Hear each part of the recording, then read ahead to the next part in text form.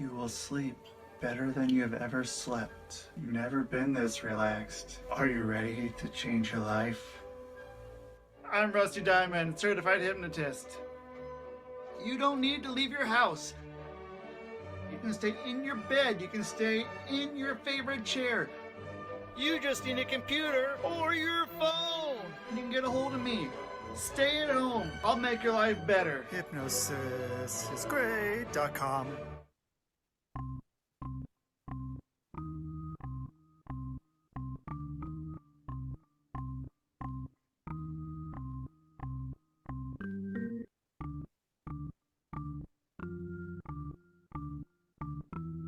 It's Rusty Diamond, motherfucker.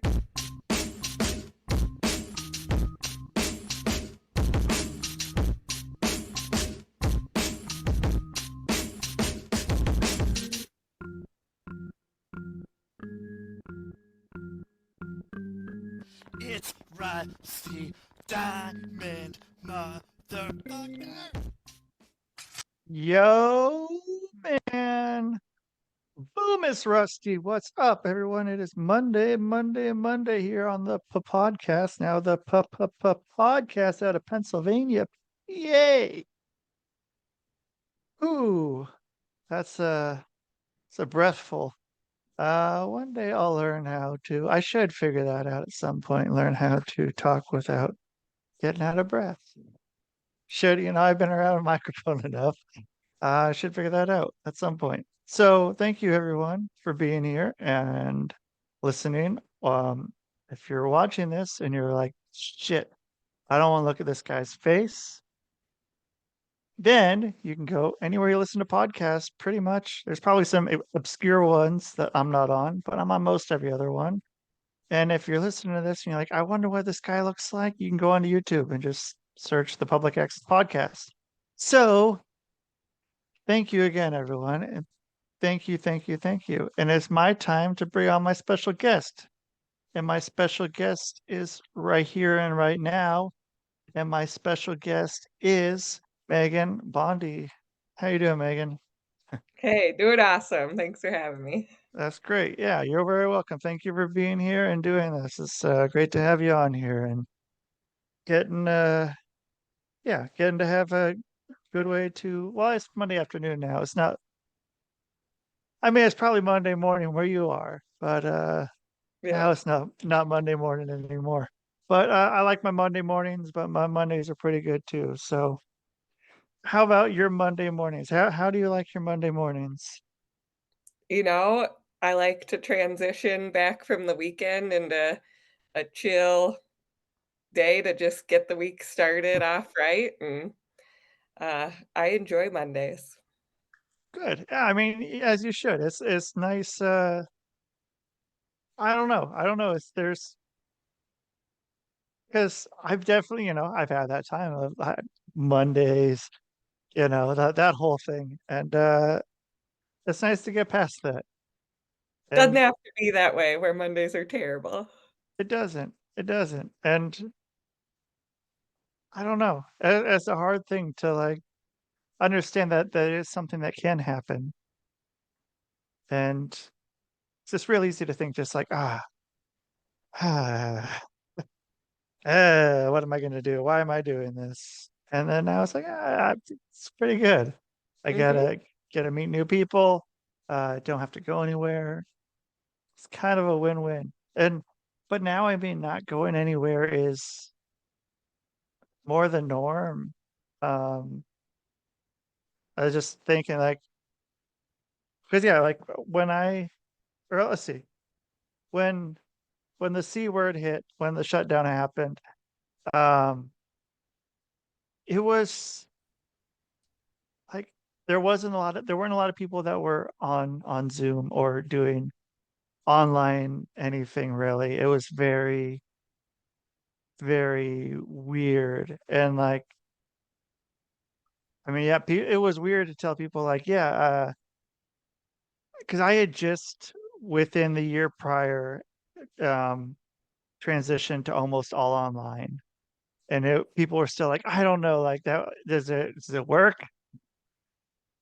And now it's like, okay, yeah, now everyone's like, okay, yeah, let's just meet on Zoom. And why not? Why not? Did uh did you experience any of that kind of stuff or anything like that? Or Yeah, absolutely. Well, I was working in public education at the time, and so it oh, really blew up what was possible for what school can look like, and some kids ended up doing way better once they were home because we just have this idea of how it's supposed to be and what's supposed to meet the needs for everybody. And there were lots of struggles and challenges, but there was also learning opportunities to figure out what works for different people. So yeah. Yeah, like so when you were younger, what would have worked better for you, do you I think think? probably some sort of hybrid where I had something in person every day, but maybe it wasn't the traditional school setting as my in-person thing. Maybe it was going to a musical theater workshop or a dance class or something Yeah. different. As long as I had some sort of interaction in person with people, I would have been fine doing a chunk of my learning at home. I think I would too. And but I don't know, because like yeah, I didn't do my homework, I guess. Anything that didn't get done at school would just be that's it. And hopefully I can get enough to get through it without having to do any of that. But now that I'm older, like being able to be at home, but I don't know, because I still like to go out and see people. It's not like I don't want that part of my life. But yeah, I mean, just like how much more I get done. I did a data entry thing for a bit, and I was like, "Can I just do this at home? Why can't I do this at home?" Right. And then they started doing it at home, but then there was a bunch of people that I worked with because they were all probably in their 20s or something, and um, younger kids and or younger adults, and a lot of them didn't do it, just stopped doing the work because they weren't there. And it's like, well, and then like you have to come back into work. Like, oh, you ruin it for everyone. And then, I didn't last much longer after that. Um, because Yeah, it's yeah, different yeah, for like, different people for sure. yeah. So you were saying that you were, did you do musical theater or dance when you were younger or, Yeah, and I'm back into it. I actually had my uh, first opportunity to be in a music video for a band called the Electric Animals, and it just got released last week. So I do cool. backup dancing at concerts around the Denver area for a different musician, and he connected our dance group to that opportunity. So now I'm an official rock star.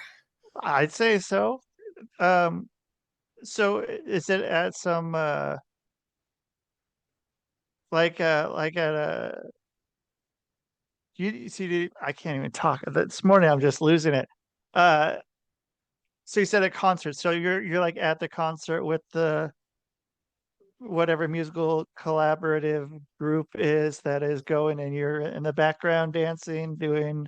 Is there a special kind that you like doing, or do they like send you some sort of sequence and you work on that, or how's that work? So it started out as a cardio hip hop and pop dance class for middle-aged people who just wanna rock out and get a workout, and the teacher started it because of COVID, because his band couldn't perform in person, and so he's like, "Alright, I'll start an online dance class, I like to dance."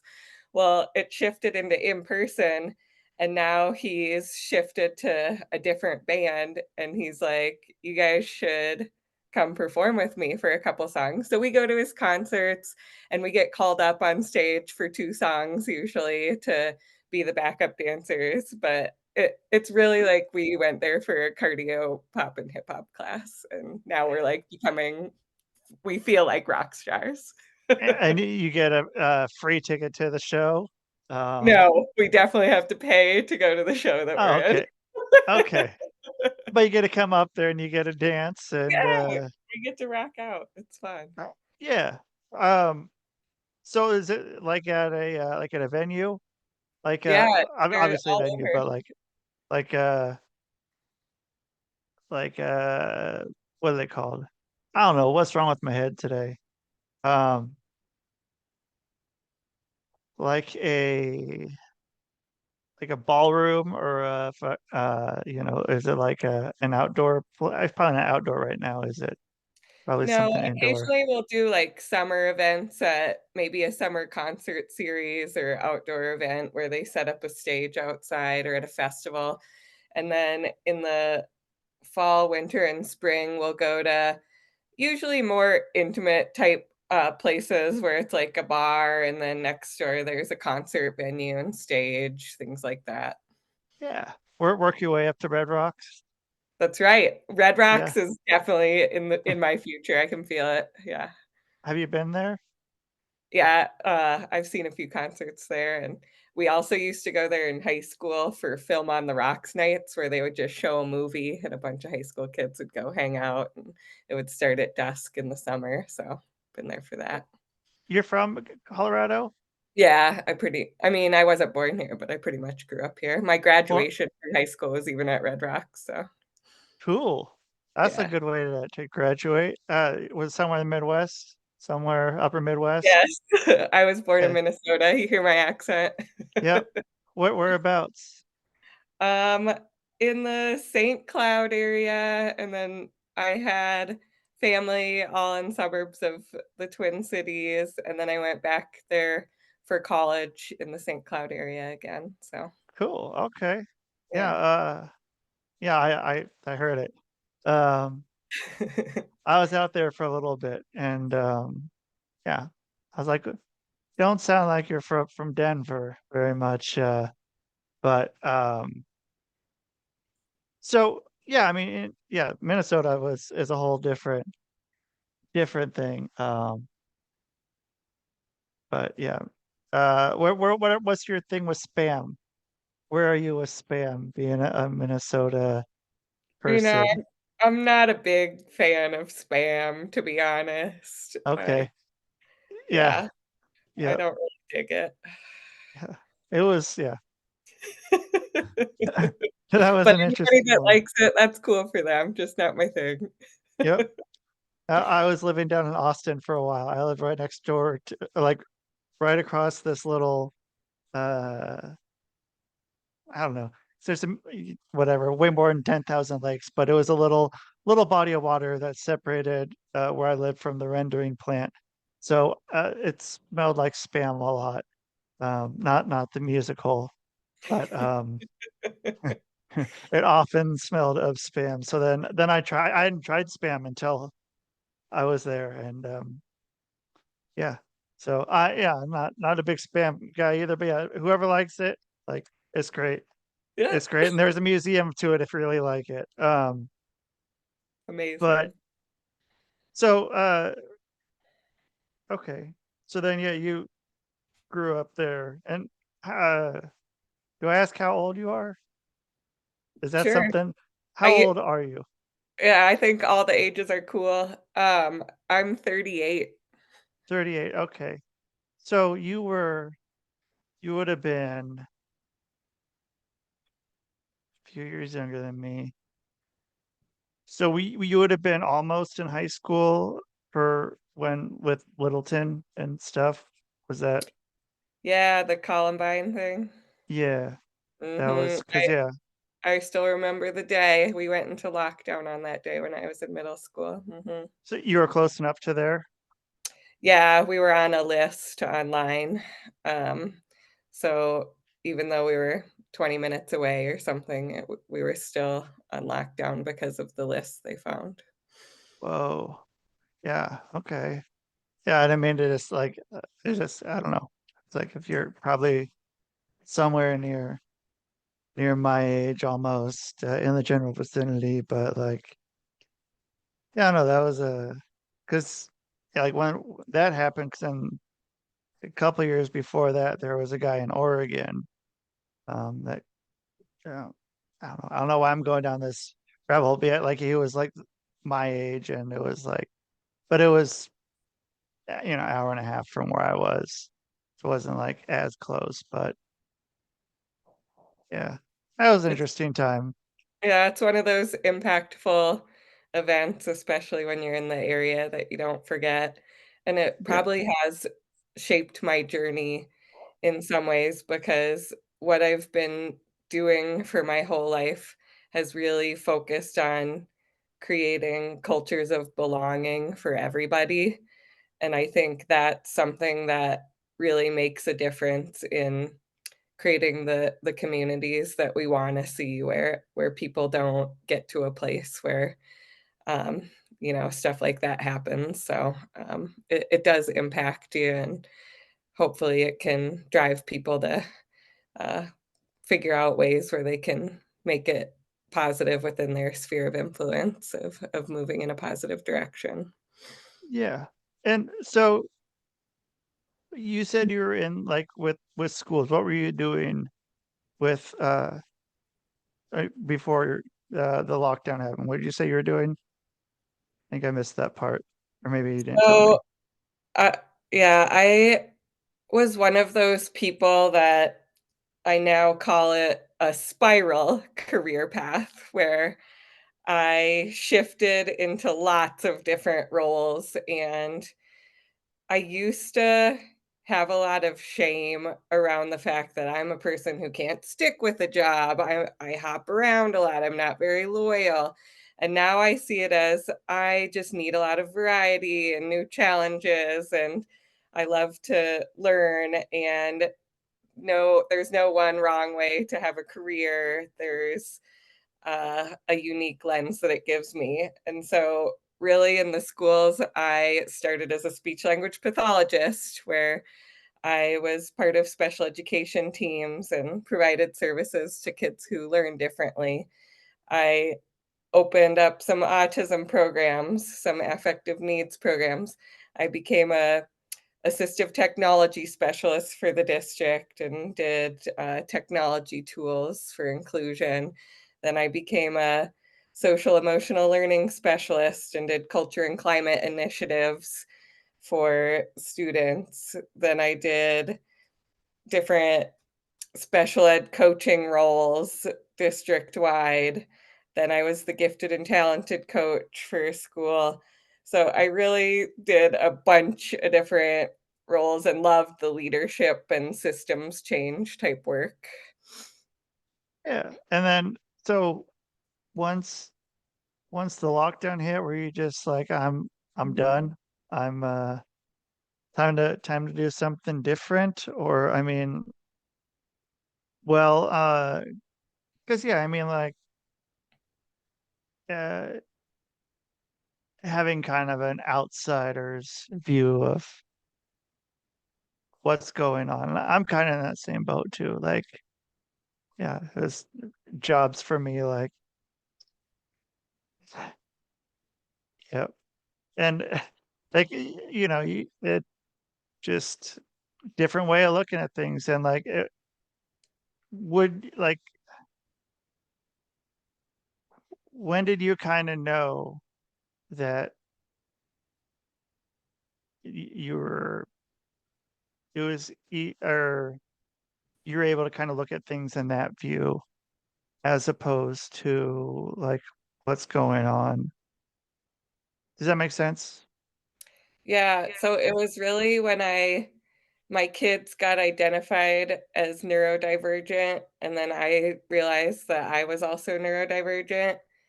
And when I started researching what it means to be twice exceptional and have these types of needs for change and variety and new challenges and like values aligned workplace, um, I'm definitely an idealist, and so I get a vision and of what I imagine is possible, and so it's hard for me to be in a situation where I don't feel like it's moving forward and I'm contributing to something moving in that direction. So, yeah, it was really just that self-awareness of understanding my brain and learning about the term multi-potentialite that was really important to me. There's a really cool TEDx talk about it. So What's I that? don't know. Yeah, it means like people who have like tons of different interests and passions and bounce around a lot, and there's nothing wrong with you. And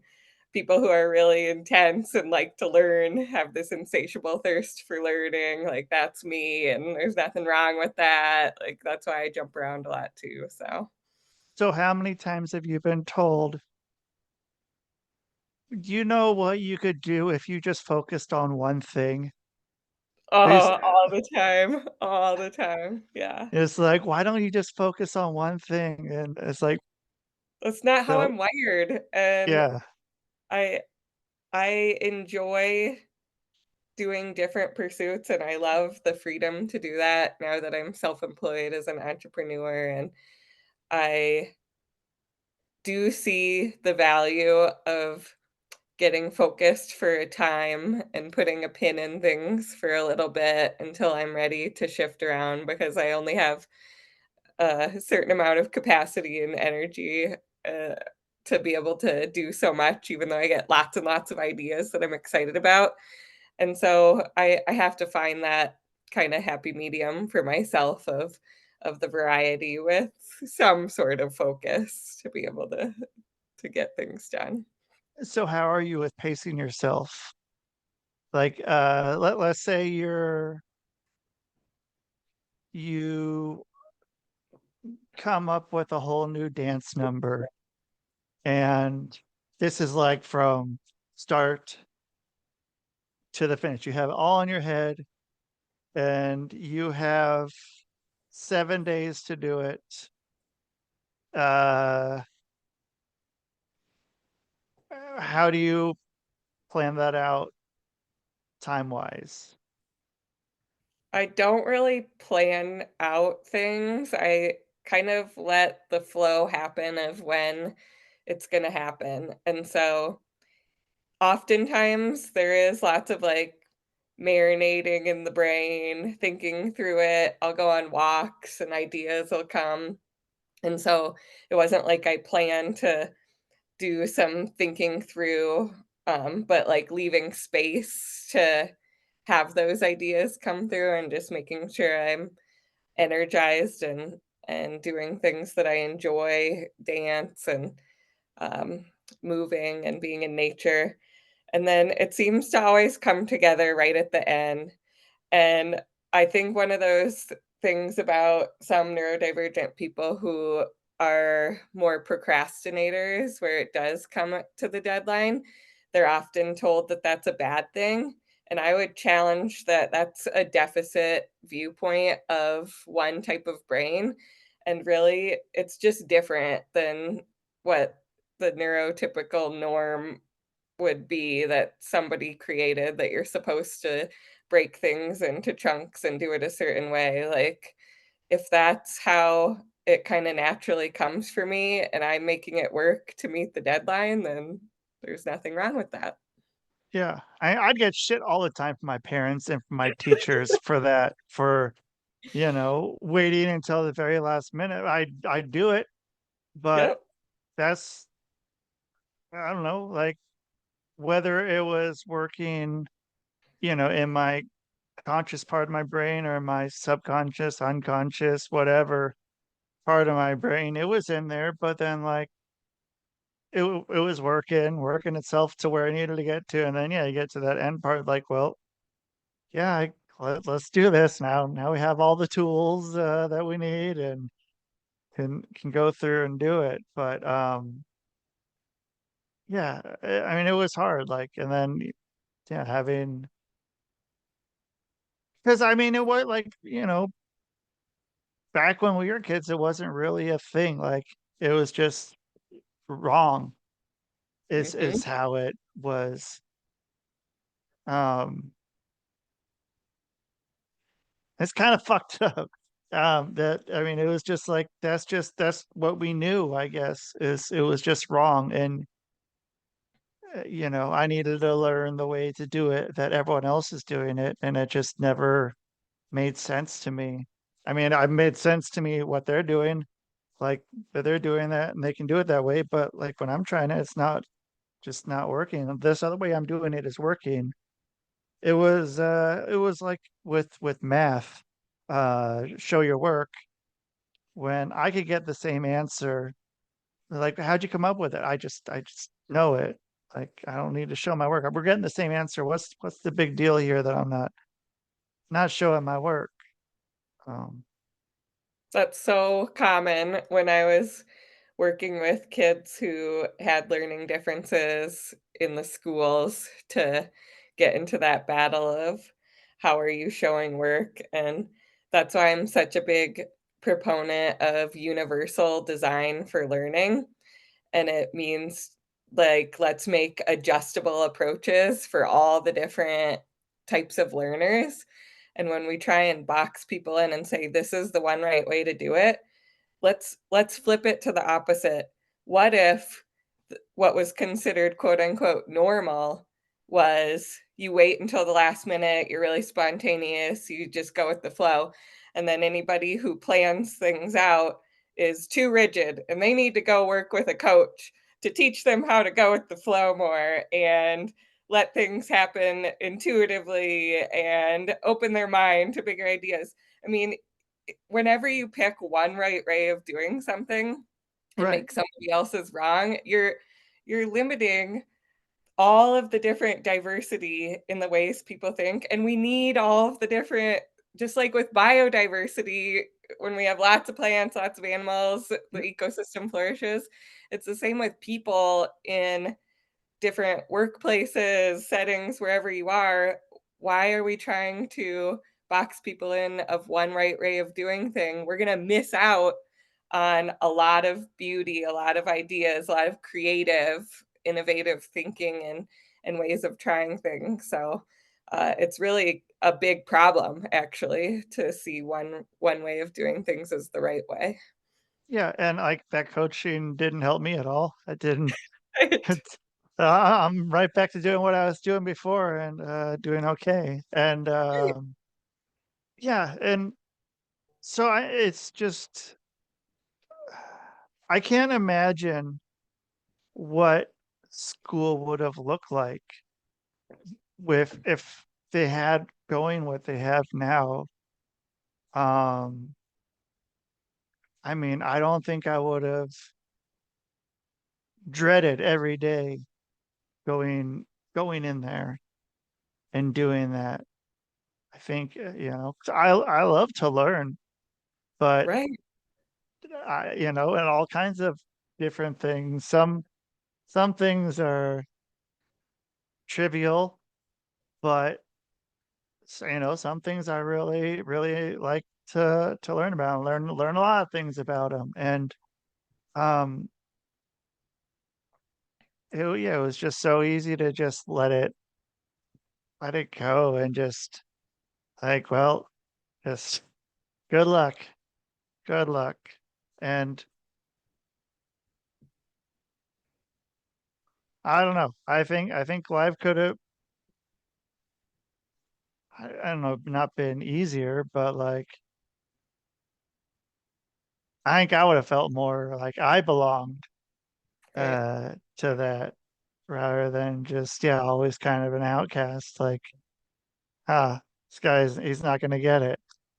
And yeah, it was tough. And like, even now, like I was at um I was at the gym, and there was the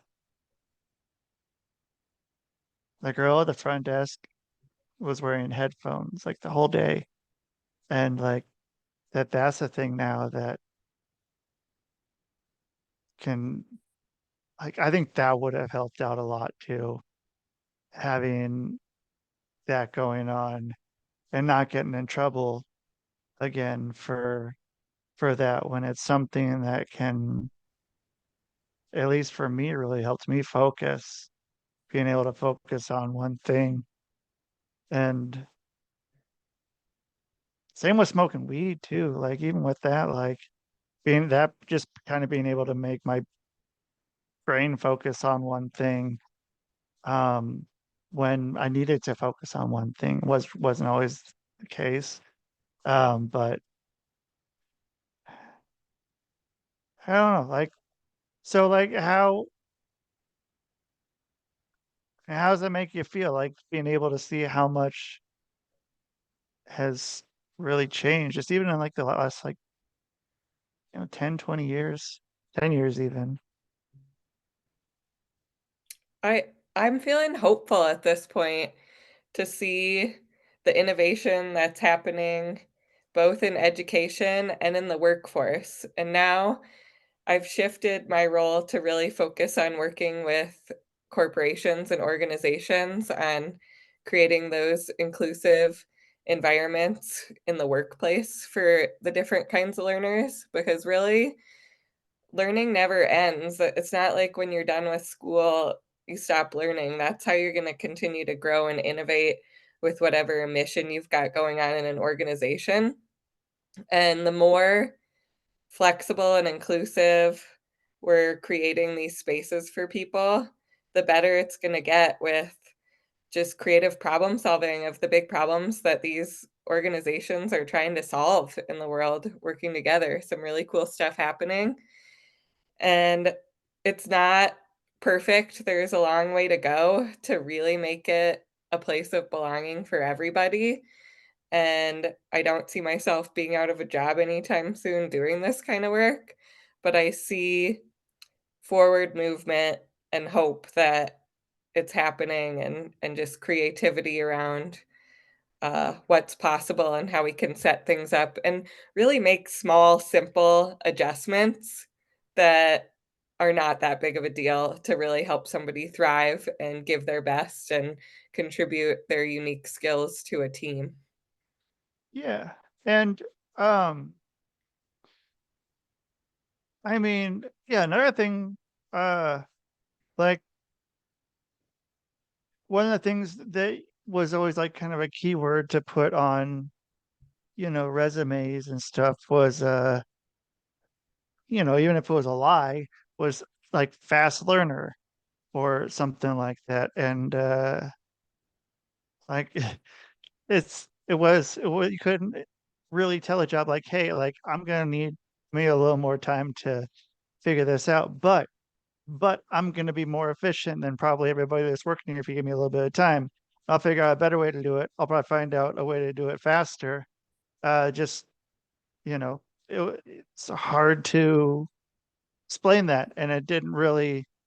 Again, why, probably both of us work more, for ourselves now, and Mhm. you know, um, yeah, there's um s- such a, I don't know how, like, yeah, I don't know what the other, there's got to be a better way to say this, and there's another one, but there's more than one way to, because like the original phrasing is fucked, like there's more than one way to skin a cat. And it's like, well, okay, hold on. Yeah. There's probably a better way to say that, but that's the one that I guess I know, and that it is. But there's more than one way to do a lot of things. And so how are you like cold calling companies and being, asking them like, hey, is this something that you're experiencing? Is this something that I can help you with? Or is it kind of like you're getting referred over to some, or how's that working? So the companies and organizations that I'm working with already see the value of recruiting and hiring people who think differently. That Microsoft's one of the companies that has the biggest neurodiversity hiring program right now. And there's a lot of big companies following suit with really recruiting and adjusting their hiring process to not be like an interview. Like, why are we interviewing somebody when those kinds of interview skills are not really required as part of the job? How are we actually seeing what the person's skills are and uh, having them come do shadow days or try internships that are really supported, or showing portfolios and just showing their skills in a different way, which is really universal design for learning again. And what my role is to make sure that they're creating cultures and systems within their teams and learning and development for those people so that they stay and thrive. Because if a company just starts trying to recruit, they're like, oh, yeah, that is a great idea. Look at all these companies doing different hiring and recruiting processes and bringing in people that they might not have before. Well, those people are not going to do well and they're not going to stay and thrive if you aren't ready to receive them and support them. And when you make those adjustments as an organization, it's really going to help everybody. It's not like, oh, you're just doing a favor to these people. It's going to help the business. And so I help with designing like meetings and trainings and things like that to make sure that the people are growing and doing well at their job. So one thing that I found that was always pointless to me, and um, I don't know if you ever came across these, ever worked some sort of, or like interview, not interviewed, I guess it usually wasn't even an interview, applied for a lot of very corporate jobs where they would immediately put you into one of those online tests, like the personality tests. Mm-hmm. I can tell you, I never got further than that with I don't think any one of those I ever signed up for. So whenever those would just show up, I just got to a point where I just I'm not even gonna do it because I'm gonna answer that honestly. And then I learned what you're supposed to do is, find a certain way to do it to answer it that way. But then they're gonna meet me and be like, "Oh, you were not telling the truth there." But those things just every time just got me to like, yeah, we're not going any further with you. And it would say that I'd be like, okay, yeah, you didn't get past this. Like, oh well, okay, shit. What now? And So the yeah, company's loss. That system is not a system where you're going to attract diversity of thinking and invite healthy conflict within teams to really innovate and look at things from a variety of perspectives and get out of groupthink. I mean, that's really them um, creating barriers, and it's only going to hurt them with whatever their mission is. And it's smart to uh, notice if a company has those kinds of things about what that says about its culture of inclusion and belonging for people who think differently. yeah. And I mean, maybe an echo chamber is the best thing for them, or a bunch of people that will do everything they want exactly the way they want it done. Mm. But then, yeah, like you're saying, then you're missing out on a lot, and you're missing out on some way that could be done in two-thirds the time. And I've had it too, where I've worked at jobs where I've found a way to do something more efficiently, and then it's like, no, don't do that, because then it's gonna screw it up for everybody else. Let's keep doing it this way. And like, okay, well, why am I here? Like, what am I doing? And It doesn't make you feel valued for your creative thinking. right, yeah, it's just okay, yeah, let's just do it this way. Sure. I can do it better, but so like when you figured it out about yourself after your children found out that they were a different learning styles, what did you just you like take what the testing they did and apply it to yourself, or did you go in for some sort of testing or talk with someone, or what?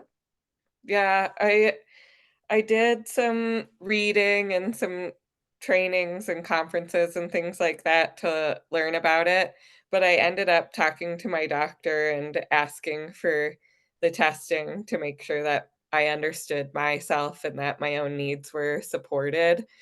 And I still don't feel like the assessment that I got really was able to identify, uh, my different needs and ways of processing things, because what I've learned in my research is that the tests are very biased towards adults and towards women, and so it's a lot easier with the tests that are most currently used to identify young boys. Yeah, because like, yeah, they said anything like over for adults, like a lot of them like won't touch anyone over 26, like for testing. Yeah, and even when you do get the test, it the types of questions that it asks and how things are phrased, adults have learned so many different coping mechanisms and have been masking for so long or just Yeah. have figured out different ways around it that it doesn't account for. It requires a lot more energy for me to do things in this way than it does for somebody who isn't wired kind of differently than the neurotypical norm. And so the effortful uh just approach that's needed for me to fit in and do things a certain way doesn't get captured in those tests. And so some of it got captured and I understood myself better, and some of it was that helped me to be able to find other people like me in different communities, whether they were online communities or groups in person where I could really see myself in others and realize that I wasn't alone and the way I think or do things isn't wrong and it's okay to do things in a way that energizes me instead of such an effortful way. So what you're saying is I need to be on the lookout for the Bondi test to be able uh to more accurately um assess in the future. Yeah, I mean, I don't know. It's and that's a big problem. That's a real big problem. And just trying to call people or get referred or any of that stuff is so hard. Anyone who's listening, it's hard and it takes a long time. And And then yeah, even if you do it, you could end up with, evaluators and providers that are really deficit, focused instead of strength-based, yeah. and so then they just tell you that there's a bunch of stuff wrong with you and you need to go get all this to get fixed, and it's like, "No, the purpose of this is for me to understand myself, see my strengths, and get supports that I need, but that are in a strength-based way and focus on what I do well." So it really you got to be careful when you go down that path to find those people that see the strengths. So what are some of the places people could go to find uh more like-minded people or stuff of that nature or ways to, get support? So if you suspect that, for example, you're gifted or you're autistic or you're ADHD, maybe you've done a little bit of research, you want to find a provider who identifies that way. If you think you're autistic, you should be getting tested by an autistic person. If you think you're ADHD, you should be getting tested by an ADHD person. They really are going to be understanding of what to look for and how to see it as a strength, and that you're looking on their website that they're neurodiversity affirming. Okay. That's good to know. Um, hmm. And so like most of them would say it on their website. That would Oh, yeah, okay. on LinkedIn, where I'm connected with a lot of people since I work with businesses and corporations, Yeah. there's tons of consultants who say, I'm an autistic inclusion consultant," or "I'm an ADHD, uh, provider and therapist or assessment evaluator, whatever it is, Hmm. people are coming out, unmasking, not hiding these invisible differences that they've been hiding. And there's communities building and a lot of momentum happening in this neurodiversity movement where people are saying, we're not broken, there's nothing wrong, but we do deserve to have language to know about how we are wired and be able to use those terms to find other people like us, to be able to collaborate and problem solve the challenges of living in a world that's not inclusive of us. And so there's people out there, and I'm finding a lot of them now that I'm in that space. Okay. Because yeah, I mean, like, I don't know. I'm like in the process right now, and it's fucking miserable. It is. Um, they're just like, okay, refer you to someone, then it's like a referral link, and then it's like, here's a list of people. We don't know what they're gonna do. We don't know if they're going to be able to. We don't know if they're taking new patients on. We don't know if they even accept it. And then I'll get them like, oh yeah, we don't, no one over 26 or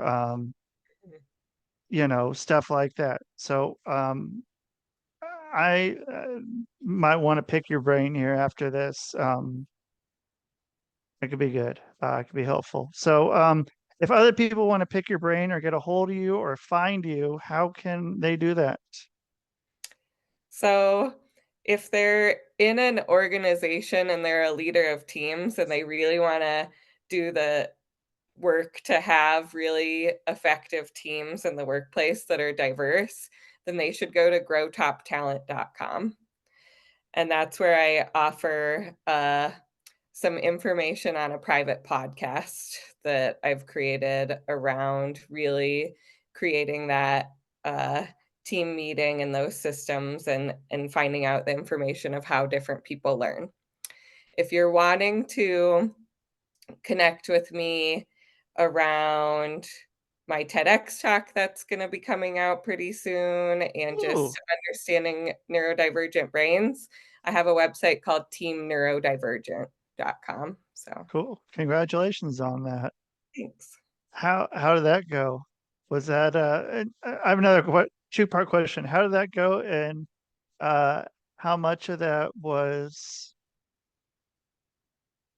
thought out before, or like how much of it was memorized, or was it like let's just go and see where we get?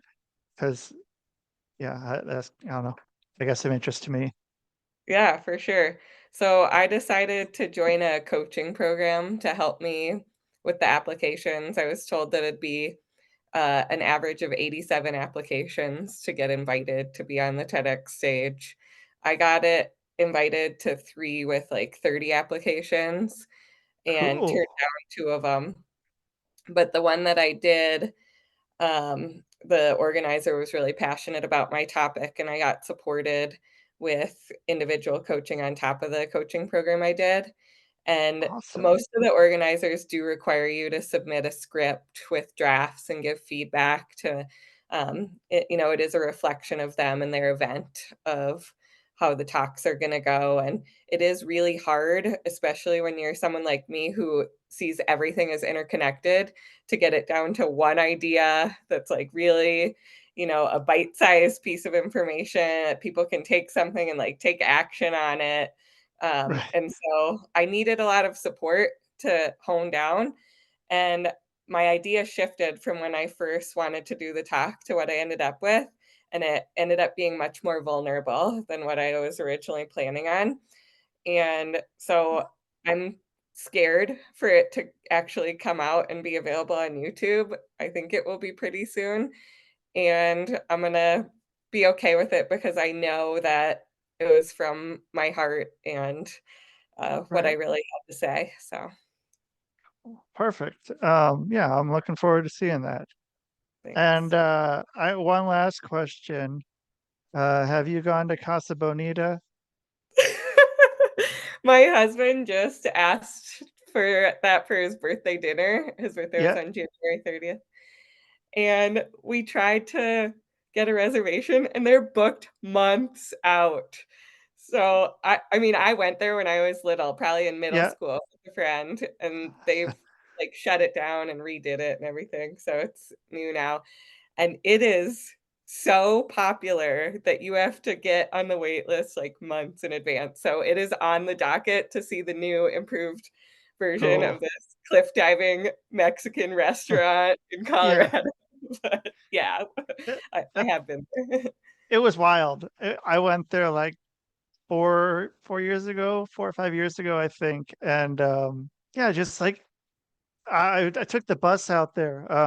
Not like from we were staying in Aurora and took the bus out.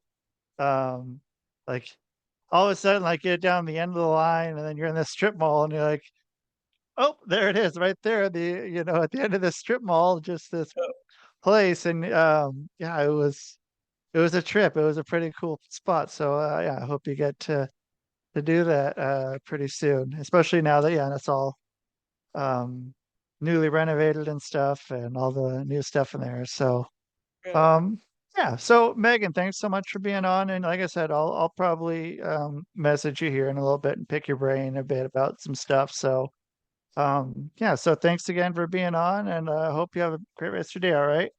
Yeah, you too, thanks for having All me. right. Thank you. You bet. All right. That's Megan Bonde. So thank you everyone for being here and listening or watching the Public Access Podcast on the Rusty Diamond Podcast Network. Hope you learned something because I did. So, yeah, you get a little bit more into the Rusty Diamond brain, if you couldn't already tell. So, thank you again, everyone.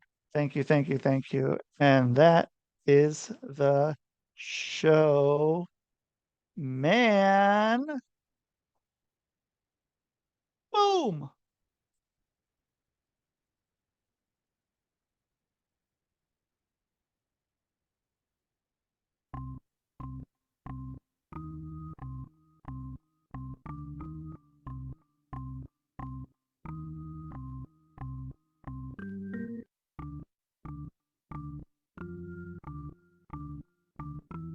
It's Rusty Diamond, motherfucker.